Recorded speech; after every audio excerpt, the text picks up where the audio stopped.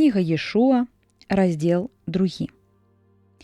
Ешуа, сын Нуна, з Сетыма, паслаў патаемна 2 выведчыкаў і сказаў ім: «Ідзіце і аглядайце зямлю і горад Ерыхон». Яны пайшлі і ўвайшлі ў дом жанчыны-распусніцы на імя Рахаб, і там затрымаліся.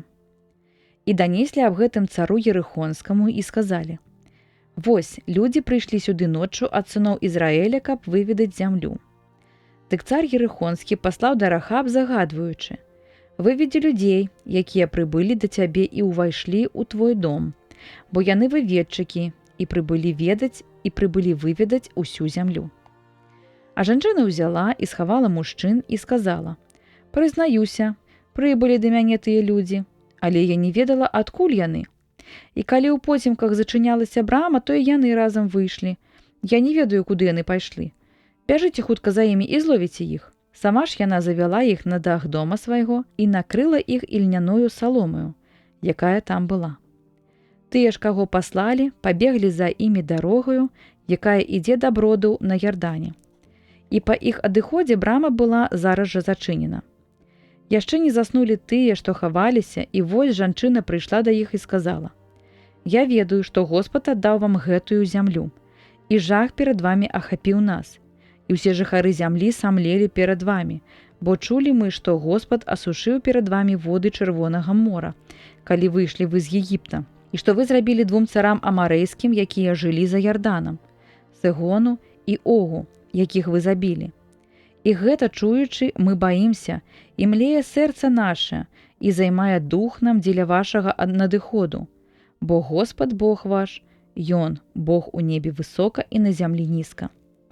Такім чынам цяпер прысягніце мне Господам, што як я вам аказала міласэрнасць, так і вы зробіце ласку сям'і бацькі майго і дасцё мне знак, як за руку, што захаваеце бацьку майго і маці, братоў і сясцёр маіх, і ўсё, што ёсць у іх, і ўратуеце душы нашы ад смерці».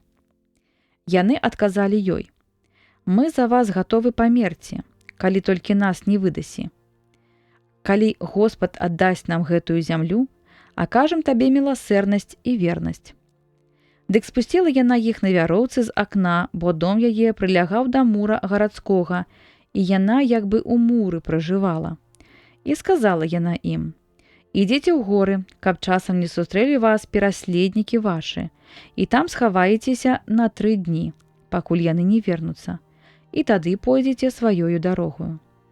Выведчыкі сказалі ёй: «Мы будзем чыстыя ад прысягі гэтай, якою звязала ты нас. Калі па нашым уваходзе ў гэтую зямлю не будзе гэта вяроўка з пурпуровых нітак табою прымацавана да акна, праз якое спусціла ты нас, і збяры ў дом свой бацьку свайго і маці, і братоў, і ўвесь род свой.